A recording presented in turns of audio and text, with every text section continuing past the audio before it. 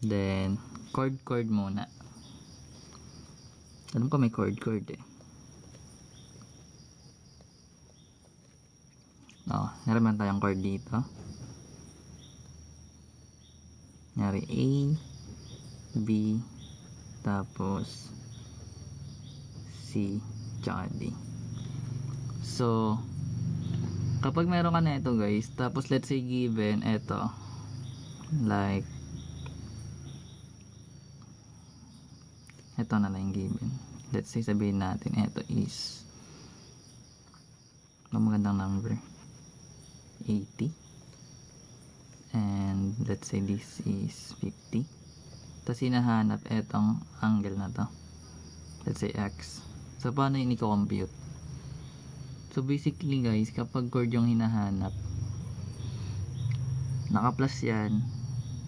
Alam ko naka-plus yan eh, di ba? So, bali gagamitin mo para makuha mo yung angle X. Yung dalawang side, i-add mo. Then, i-divide mo by 2.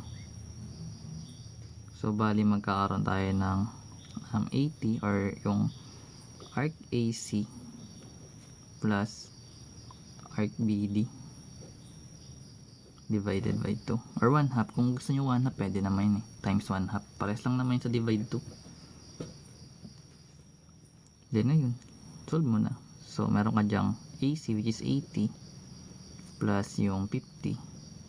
So magkakaroon tayo ng 130 over 2 which is 65 degrees.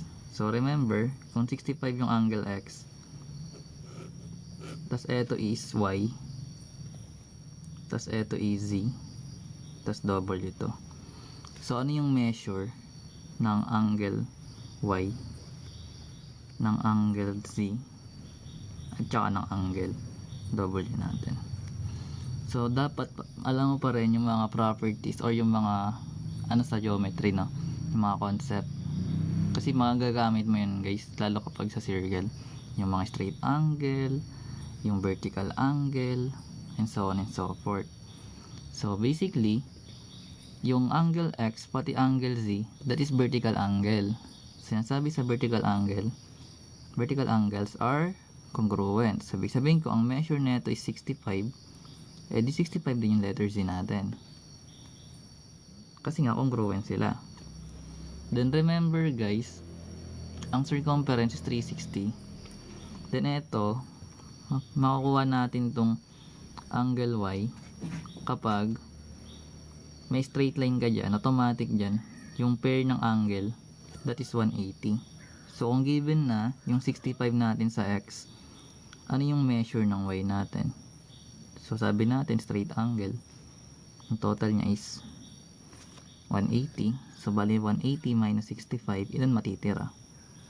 That is 115, diba? So 115 plus 65, that is 180. So 115 to, at saka vertical angle niya yung W, which mean 115 din yung W. So pag inad mo tong apat na angles, total niyan is 360.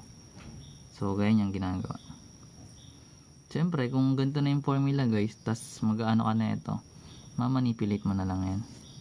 Kanya, meron tayo another given. So let's say